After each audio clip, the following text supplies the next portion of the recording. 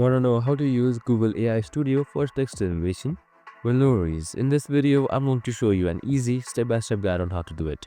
It's super simple, so let's get right into it. Now, first up, simply open up your aistudio.google.com. This will direct you to official AI Studio website.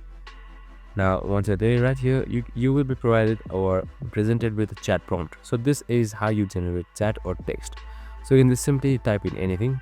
So I'll just go for create a simple program and then select run right here.